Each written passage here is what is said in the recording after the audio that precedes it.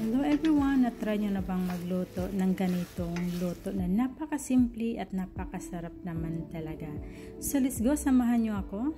Yun, i-fry na natin yung ating marinated meat. Fry lang natin both side until golden brown. Ang recipe, ilagay ko na lang po sa description para makita nyo kung ano po yung mga ingredients natin. So ready na po siya, hanguin natin at set aside. In a pan, naglagay lang po ko ng 1 tablespoon of oil at ilagay na natin yung ating ginawang sauce. Iyon, imikos-mikos lang natin to guys until a little bit sticky at ilagay na din natin yung ating fried meat.